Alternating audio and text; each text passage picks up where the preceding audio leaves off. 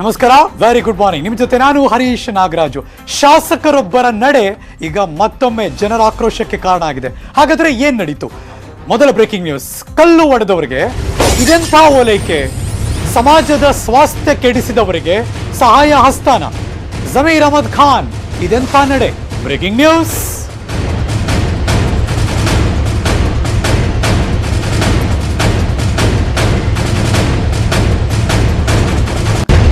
ಚಾಮರಾಜಪೇಟೆಯ ಶಾಸಕರು, ಮಾಜಿ ಸಚಿವರು ಜಮೀರ್ ಅಹಮದ್ ಖಾನ್ ಅವರ ಈ ಓಲೈಕೆ ಇದೀಗ ಎಲ್ಲರ ಆಕ್ರೋಶಕ್ಕೆ ಕಾರಣ ಆಗ್ತಾ ಇದೆ. ಸಹಾಯ ಮಾಡ್ತಿದ್ದಾರೆ ಅವರು. ಯಾರಿಗೆ? ಯಾರ್ಯಾರು ಕಲ್ಲೊಡೆದ್ರು, ಯಾರ್ಯಾರು ದೊಂಬಿ ಗಲಾಟೆ ಸೃಷ್ಟಿ ಮಾಡಿದ್ರು, ರಾತ್ರೋರಾತ್ರಿ ಆಸ್ತಿ ಪಾಸ್ತಿಗಳನ್ನ ಹಾನಿ ಮಾಡಿದ್ರು, ತುಂಬಾ ಜನ ಮನೆಗಳನ್ನ ಧ್ವಂಸ ಮಾಡಿದ್ರು, ಬೆಂಕಿ ಹಾಕಿದ್ರು, ಅವರನ್ನ ಓಲೈಕೆ ಮಾಡುವಂಥ ಕೆಲಸ ನಡೀತಾ ಇದೆ. ಸಮಾಜದ ಸ್ವಾಸ್ಥ್ಯವನ್ನ ಕೆಡಿಸಿದವರಿಗೆ ಸಹಾಯ ಹಸ್ತವನ್ನ ಇವರು ಚಾಚುತ್ತಿದ್ದಾರೆ. ಜಮೀರ್ ಅಹಮದ್ ಖಾನ್ ಹಾಗಾದ್ರೆ ಇದೆಂಥ ನಡೆ ಅಂತ ಪ್ರಶ್ನೆ ಮಾಡ್ತಿದ್ದಾರೆ.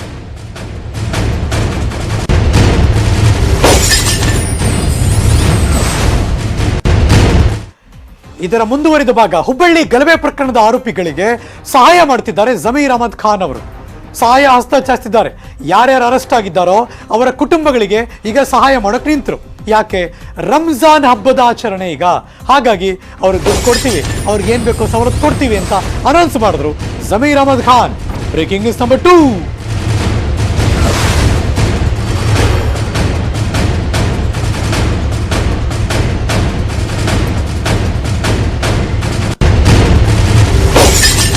ಕಳೆದ ವರ್ಷ ಬೆಂಗಳೂರಿನ ಬೆಚ್ಚ ಬೀಳಿಸಿದ್ದ ರಾತ್ರೋರಾತ್ರಿ ನಡೆದಂತ ದೊಡ್ಡ ದೊಂಬಿ ಗಲಾಟೆ ಅದು ಒಂದು. ಮತ್ತೊಂದು ಹುಬ್ಬಳ್ಳಿಯ ಗಲಾಟೆ. ಈ ಪ್ರಕರಣದ ಆರೋಪಿಗಳಿಗೆ ಸಹಾಯ ಮಾಡಕ್ ಬಂದ್ರು. ಯಾರ್ಯಾರು ಅರೆಸ್ಟ್ ಆಗಿದ್ದಾರೋ ಅವ್ರ ಕುಟುಂಬಗಳಿಗೆ ದುಡ್ಡು ಮತ್ತು ಬೇರೆ ಬೇರೆ ಸವಲತ್ತುಗಳನ್ನ ಕೊಡೋದಕ್ಕೆ ರಂಜಾನ್ ಹಬ್ಬದ ಆಚರಣೆಗೆ ಸಹಾಯ ಹಸ್ತವನ್ನು ಚಾಚಿದ್ರು ಜಮೀರ್ ಅಹಮದ್ ಖಾನ್. ಚಾಮರಾಜಪೇಟೆಯ ಕಾಂಗ್ರೆಸ್ ಶಾಸಕರು, ಮಾಜಿ ಸಚಿವರು. ಗಲಾಟೆ ಆರೋಪವನ್ನು ಹೊತ್ತು ಜೈಲು ಸೇರಿರೋ 100ಕ್ಕೂ ಹೆಚ್ಚು ಜನ ಎಲ್ಲ ಆರೋಪಿಗಳ ಕುಟುಂಬಗಳಿಗೆ ಸಹಾಯ ಹಸ್ತವನ್ನು ಮಾಡಕ್ ಮುಂದೆ ನಿಂತರು. ಪ್ರತಿ ಕುಟುಂಬಕ್ಕೆ ತಲಾ 5,000 ರೂಪಾಯಿ ಸಹಾಯ, ಇನ್ನಿತರ ವಸ್ತುಗಳು, ಫುಡ್ ಕಿಟ್ ಎಲ್ಲವನ್ನು ವಿತರಣೆ ಮಾಡೋಕ್ಕೆ ಸಿದ್ಧತೆ ಮಾಡ್ತಿದ್ದಾರೆ. ಇವತ್ತು ಫುಡ್ ಕಿಟ್ ವಿತರಣೆ ಮಾಡೋದಕ್ಕೆ ತೀರ್ಮಾನ ಮಾಡಿದ್ರು. ಟೈಮ್ ಕೂಡ ಡಿಸೈಡ್ ಆಯಿತು. ಮಧ್ಯಾಹ್ನ 3:30ಕ್ಕೆ ಹುಬ್ಬಳ್ಳಿಯಲ್ಲಿ ವಿತರಣೆ ಮಾಡೋದಕ್ಕೆ ರೆಡಿ ಆದರು. ಕಸ್ಬಾಪೇಟ್ ಪೊಲೀಸ್ ಠಾಣೆ ಹತ್ರ ವಿತರಣೆ ಮಾಡೋಕ್ಕೆ ಸಿದ್ಧತೆ ಮಾಡ್ತಿದ್ದಾರೆ. ಮಸ್ತಾನ್ ಶಾ ಶಾದಿ ಮಹಲ್ನಲ್ಲಿ ವಿತರಣೆ ಮಾಡೋಕ್ಕೆ ಸಿದ್ಧತೆ ಮಾಡ್ತಿದ್ದಾರೆ. ಸದ್ಯ ಮೆಕ್ಕಾದಲ್ಲಿರುವಂತಹ ಜಮೀರ್ ಅಹಮದ್ ಖಾನ್ ಅವರು ತನ್ನ ಬೆಂಬಲಿಗರ ಮೂಲಕ ಹಣ, ಫುಡ್ ಕಿಟ್ ಅನ್ನು ಕಳಿಸ್ಕೊಡ್ತಿದ್ದಾರೆ, ವಿತರಣೆ ಮಾಡ್ತಿದ್ದಾರೆ. ಅವ್ರು ಬರ್ತಿಲ್ಲ, ಅವರ ಬೆಂಬಲಿಗರು ಹಂಚ್ತಾ ಇದ್ದಾರೆ. ಅದರ ಹೆಸರು ಜಮೀರ್ ಅಹಮದ್ ಖಾನ್ ಅವ್ರದ್ದು. ನೀವು ನೋಡ್ತಿರುವಂತಹ ಬಲಭಾಗದ ಪೋಸ್ಟರ್ ಎಲ್ಲ ಕಡೆ ಹರಿದಾಡ್ತಾ ಇದೆ.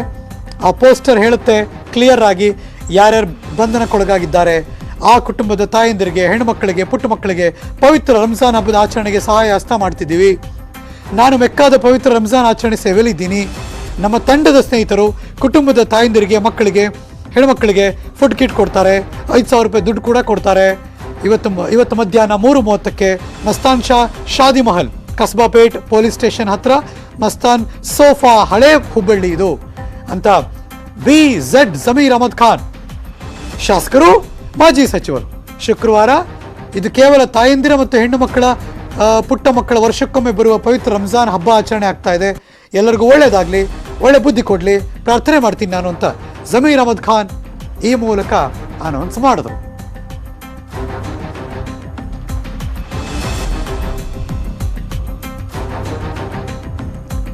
ಜಮೀರ್ ಅಹಮದ್ ಖಾನ್ ಅವರು ಎಡವಟ್ಟು ಮಾಡಿರೋದು ಏನಪ್ಪಾ ಅಂದ್ರೆ ಸಮುದಾಯದ ಓಲೈಕೆಗೆ ಮುಂದಾದ್ರ ಅನ್ನೋ ಪ್ರಶ್ನೆ ರೈಸ್ ಆಗಿರೋದೀಗ. ತಪ್ಪು ಮಾಡಿದ್ರೂ ಕೂಡ ಪದೇ ಪದೇ ಸಮರ್ಥನೆ ಕೂಡ ಮಾಡಿಕೊಂಡ್ರು. Breaking news.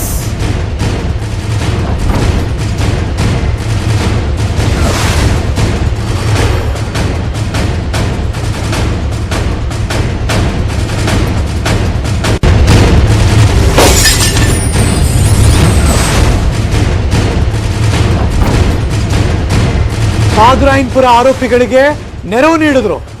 ಅದ್ರಲ್ಲೂ ನೆನಪಿದೆಪ್ಪ, ನೆನಪಿಸ್ಕೊಳ್ಳಬೇಕು. ಜೈಲಿಂದ ರಿಲೀಸ್ ಆದವ್ರು ವಾಹನ ವ್ಯವಸ್ಥೆ ಮಾಡಿ ಅವತ್ತು ಕೂಡ ಆರೋಪಿಗಳಿಗೆ ಹಣಕಾಸು ನೆರವು ಕೊಟ್ಟು ಭರ್ಜರಿ ಸ್ವಾಗತ ಕೂಡ ಮಾಡಿದರು. JJ ನಗರ ಚಂದ್ರ ಕೊಲೆ ಕೇಸ್ನಲ್ಲೂ ಕೂಡ ವಿವಾದ ಆಗಿತ್ತು. ಆರೋಪಿಗಳಿಗೆ ಕೊಲೆ ಮಾಡೋ ಉದ್ದೇಶ ಇರಲಿಲ್ಲ ಅಂತ ಹೇಳಿಕೆ ಕೊಟ್ಟಿದ್ರು ದೊಡ್ಡ ಮೀಟಿಂಗ್ ಅಲ್ಲಿ. ಚುಚ್ಚಿದ್ದಾರೆ, ನರ ಕಟ್ಟಾಗೋಯ್ತು, ಹಾಗಾಗಿ ಚಂದ್ರು ಸತ್ತೋಗ್ಬಿಟ್ಟ. ಸಾಯಿಸ್ಬೇಕು ಅಂತ ಇರ್ಲಿಲ್ಲ, ಚುಚ್ಚಿದ್ರು, ನರ ಕಟ್ಟಾಗೋಯ್ತು, ಸತ್ತೋಗ್ಬಿಟ್ಟ. ಇದು ಅವರ ಮೀಟಿಂಗ್ ನಲ್ಲಿ ಮಾತಾಡಿದ್ದು, ಸಮರ್ಥನೆ ಮಾಡಿಕೊಂಡ ರೀತಿ ಅದು. ಚಂದ್ರು ಸ್ನೇಹಿತ ಸುಳ್ಳು ಹೇಳ್ತಿದ್ದಾನೆ ಅಂತಂದಿದ್ರು. 5 ಲಕ್ಷ ಹಣ ಪಡೆದು ಬಿಜೆಪಿ ಸುಳ್ಳು ಹೇಳ್ತಾ ಇದೆ ಅಂತ ಆರೋಪ ಮಾಡಿದ್ರು. ಉರ್ದು ಬಂದಿಲ್ಲ ಅಂತ ಕೊಲೆ ಮಾಡಿಬಿಟ್ರು ಅಂತ ಹೇಳಿಕೆ ಕೊಟ್ಟರು ಅಂತ ಹೇಳಿಸಿದ್ದಾರೆ ಅಂತ ಆರೋಪ ಮಾಡಿದ್ರು. ಚಂದ್ರು ಕೊಲೆ ಬಳಿ ಕಮಿಷನರ್ ಭೇಟಿ ಕೂಡ ಮಾಡಿದ್ರು.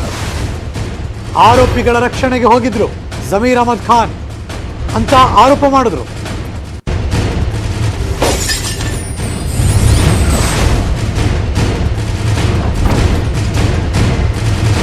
ಈಗ ಹುಬ್ಬಳ್ಳಿ ಸರದಿ, ಇದೆಲ್ಲ ಒಂದು ಭಾಗ ನಡೆದದ್ದು ಹಿಂದೆ. ಈಗ ಹುಬ್ಬಳ್ಳಿ ಗಲಾಟೆ ತಾಜಾ ಇದೆ. ಬಿಕಾಸ್ ಮೊನ್ನೆ ಇನ್ನು ಎನ್ಕ್ವೈರಿ ದೊಡ್ಡ ಮಟ್ಟದಲ್ಲಿ ನಡೀತಾ ಇದೆ. ಆ ಆರೋಪಿಗಳಿಗೆ ಈಗ ನೆರವು ಕೊಡೋಕ್ಕೆ ಮುಂದಾಗಿದ್ದಾರೆ ಜಮೀರ್ ಅಹಮದ್ ಖಾನ್ ಅವರು. ಹೇಗೆ? ಪವಿತ್ರ ರಂಜಾನ್, ಹಾಗಾಗಿ ಅವ್ರ ಕುಟುಂಬದವ್ರಿಗೆ ದುಡ್ಡು ಕೊಡ್ತೀವಿ, ಫುಡ್ ಕೊಡ್ತೀವಿ, ಎಲ್ಲ ಕಿಟ್ಗಳನ್ನು ಕೊಡ್ತೀವಿ. ಇದು ಓಲೈಕೆ ರಾಜಕಾರಣ ಅಂತ ಈಗ ಕೇಳಿ ಬರ್ತಿರುವಂಥ ಆರೋಪ.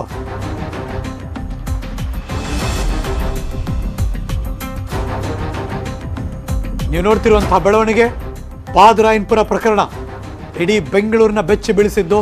ಆ ಭಾಗದ ಏರಿಯಾದಲ್ಲಿರೋ ತುಂಬ ಜನರ ಮನೆ, ಅವರ ಆಸ್ತಿ ಎಲ್ಲ ಹೊಟ್ಟೋಯ್ತು. ಇದ್ರ ಬಗ್ಗೆ ಅಫ್ಕೋರ್ಸ್ ನಿಮಗೆ ಅನ್ಸಿದ್ರೆ ನೀವು ಕೂಡ ಡೈರೆಕ್ಟ್ ಆಗಿ ಸ್ಟುಡಿಯೋ ನಂಬರ್ ಡಿಸ್ಪ್ಲೇ ಮಾಡ್ತಾ ಇದ್ದೀವಿ. ಮೊಬೈಲ್ ತಗೊಳ್ಳಿ, ಲ್ಯಾಂಡ್ಲೈನ್ ತಗೊಳ್ಳಿ, ಕಾಲ್ ಮಾಡಿ, ನಮ್ಮ ಜೊತೆ ಮಾತಾಡಿ. ಬೆಂಗಳೂರಿಂದ ಪವನ್ ದೂರವಾಣಿ ಸಂಪರ್ಕದಲ್ಲಿದ್ದಾರೆ. ನಮಸ್ಕಾರ ಪವನ್. ನಮಸ್ಕಾರ ಸರ್. ಹೇಳಿ ಪವನ್. ಸರ್, ಇದು ಒಂದ್ಸಲಿ ಅಲ್ಲ ಸರ್. ಆಕ್ಚುಲಿ ಕಾಂಗ್ರೆಸ್ ಮುಖಂಡರು ಇದನ್ನ ಗಮನ ಇಡಬೇಕು. ಫಸ್ಟ್ ಆಫ್ ಆಲ್ ಇವ್ರು ಯಾಕೆ ಈ ತರ ಮಾಡ್ತಾ ಇದಾರೆ?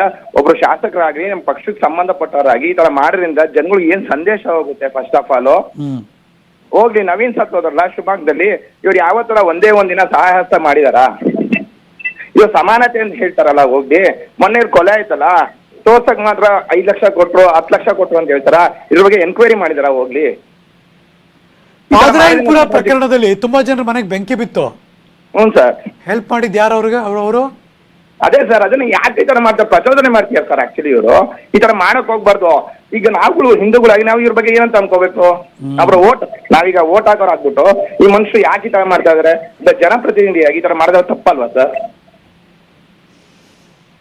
ಯಾಕಿರ್ಬೋದು ಅಂತೀರಿ ಸರ್? ಈಗ ಅವ್ರ ಧರ್ಮ ಓಲೈಕೆ ಈಗ ನೀವು ಹೇಳಿದ್ರಲ್ಲ ಮೊದಲನೇದು, ಒಬ್ಬ ಧರ್ಮ ಓಲೈಕೆಯಾಗಿ ಈ ಧರ್ಮದಲ್ಲಿ ನಾನೊಬ್ಬ ಶ್ರೇಷ್ಠ ವ್ಯಕ್ತಿ, ಇಲ್ಲ ನಾನು ಈ ಧರ್ಮದಲ್ಲಿ ನಾನೊಬ್ಬ ಅಂದ್ರೆ ಈಗ ಅಂದ್ರೆ ಮುಂದುವರೆದ ಭಾಗವಾಗಿ ಅವರು ಯಾವ ತರ ಒಂದು ಮುಸ್ಲಿಂ ಮುಖಂಡವಾಗಿ, ಒಂದು ದೊಡ್ಡ ಮುಸ್ಲಿಂ ಮುಖಂಡವಾಗಿ ಕರ್ನಾಟಕದಿಂದ ಹೊರಗಡೆ ಬರಬೇಕು ಅನ್ನೋ ಒಂದು ಉದ್ದೇಶ ಇರ್ಬೋದು.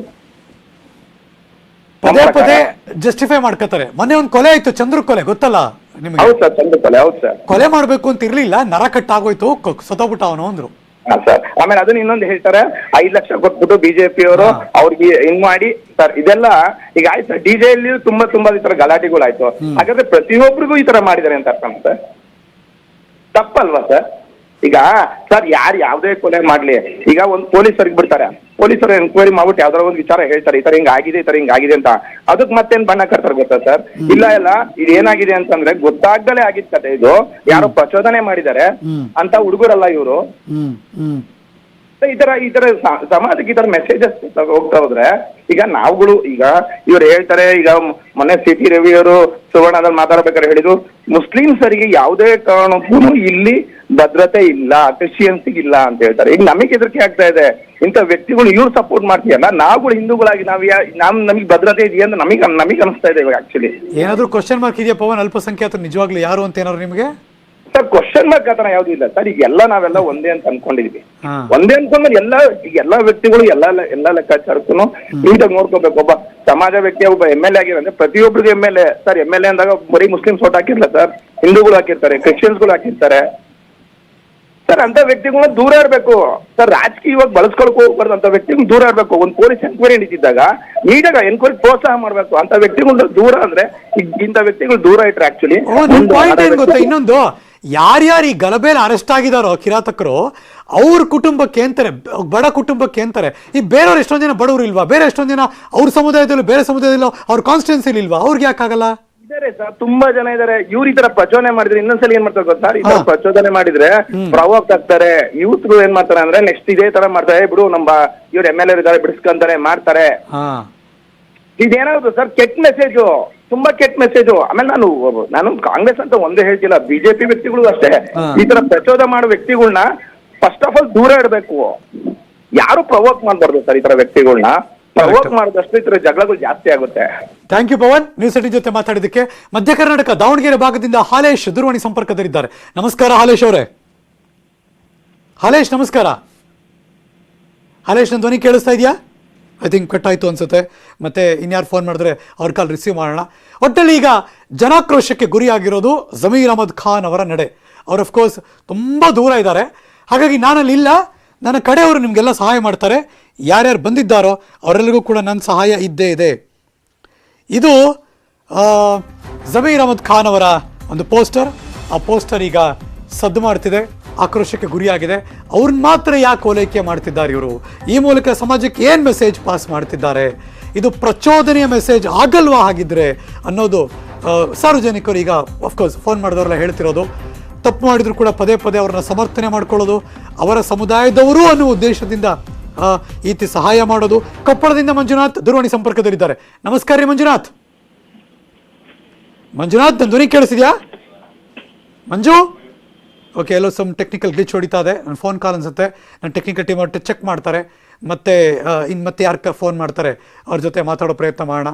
ಬಟ್ ಪದೇ ಪದೇ ಈ ಥರದ್ದೇ ಮಾಡ್ತಿರೋದಿದೆಯಲ್ಲ, ಅದೊಂದು ಆಕ್ರೋಶಕ್ಕೆ ಕಾರಣ ಆಗಿದೆ.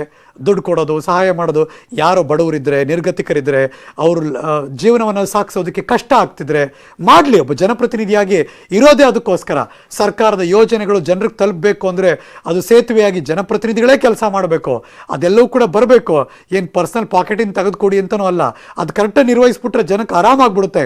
ಬಟ್ ಈ ಥರದ್ದು ಯಾರು ಸಮಾಜಘಾತಕ ಶಕ್ತಿಗಳು ಕೆಲಸ ಮಾಡುತ್ತೆ, ಈ ಥರ ಯಾರು ಸಮಾಜದಲ್ಲಿ ಗಲಭೆ ಎಬ್ಬಿಸ್ತಾರೆ, ಅಶಾಂತಿ ಸೃಷ್ಟಿ ಮಾಡ್ತಾರೆ, ಸ್ವಾಸ್ಥ್ಯವನ್ನು ಹಾಳು ಮಾಡ್ತಾರೆ, ಅವರ ಕುಟುಂಬಕ್ಕೇ ಸಹಾಯ ಮಾಡುವುದು. ಇನ್ನು ಬೇರೆಯವರು ಇದ್ದಾರಲ್ವೇ, ಅವ್ರಿಗೂ ಮಾಡ್ಬೇಕು ಹಂಗೆ ನೋಡೋಕ್ಕೋದ್ರೆ. ಬಟ್ ಅವ್ರಿಗೆ ಸಹಾಯ ಮಾಡೋದು, ಅವ್ರಿಗೋಸ್ಕರ ಒಂದು ರೀಸನ್ ಹುಡುಕಿ, ಜೊತೆಗೆ ಇನ್ಯಾರು ಕೊಲೆ ಮಾಡಿದ್ರು, ಯಾರು ಅರೆಸ್ಟ್ ಆಗಿದ್ದಾರೆ, CCTV ಸಿಗಾಕೊಂಡ್ರು ಕೊಲೆ ಮಾಡಿರೋರು, ಸಾಕ್ಷ್ಯ ಇದೆ, ಅದನ್ನು ಸಮರ್ಥನೆ ಮಾಡ್ಕೊಳ್ಳೋದು. ಕೊಲೆ ಮಾಡೋ ಉದ್ದೇಶ ಇರಲಿಲ್ಲ, ಸುಮ್ಮನೆ ನರ ಕಟ್ಟಾಗೋಯ್ತು, ಹಿಂಗೆ ಹೊಡೆಯೋಕೆ ಹೋದ್ರು. ಇದೆಂಥ ಸಮರ್ಥನೆ ಈ ಥರದ್ದು? ಶಾಸಕರ ಈ ನಡೆ ಈಗ ಆಕ್ರೋಶಕ್ಕೆ ಕಾರಣ ಆಗಿದೆ. ಪದೇ ಪದೇ ಈ ಎಡವಟ್ಟನ್ನು ಜಮೀರ್ ಅಹಮದ್ ಖಾನ್ ಅವರು ಮಾಡ್ತಿದ್ದಾರೆ. ಪಾದರಾಯನಪುರ ಪ್ರಕರಣ ಮರ್ತಿಲ್ಲ, ನಾನು ಆಗಲೇ ಮೆನ್ಷನ್ ಮಾಡಿದೆ. ಎಂಥ ದೊಡ್ಡ ಗಲಭೆ ಆ ರಾತ್ರಿ, ಒಂದು ಕ್ಷಣಕ್ಕೆ ಅಕ್ಕಪಕ್ಕದ ಮನೆ ಯಾರೆಲ್ಲ ಮನೆ ಸುಟ್ಟೋಯ್ತು, ನಾವು ಬದುಕಲ್ವೇನೋ ಅನ್ನುವಷ್ಟರ ಮಟ್ಟಿಗೆ ಕಣ್ಣು ಮಿಟಕ್ಸ್ ಬಿಡೋ ಅಷ್ಟೊತ್ತಿಗೆ ಸಾವಿರ ಗಟ್ಟಲೆ ಜನ ಬಂದಿದ್ರು. ಸಿಕ್ಕದ ಮನೆ ಕಲ್ಲೊಡೆದ್ರು, ನುಗ್ಗಿದ್ರು, ಓಡಿದ್ರು, ಏಳಿದ್ರು, ಏನೇನೋ ಆಗೋಯ್ತು. ಆದರೆ ಇದೆಲ್ಲವನ್ನ ಸಮರ್ಥನೆ ಮಾಡಿ ಅವ್ರಿಗೆ ವೆಲ್ಕಮ್ ಮಾಡೋದು, ಅವ್ರಿಗೆ ಸಹಾಯ ಮಾಡೋದು ಹೇಗೆ ಸರಿ? ಜಮೀರ್ ಅಹಮದ್ ಖಾನ್ ಅವರ ನಡೆ ಈಗ ಆಕ್ರೋಶ.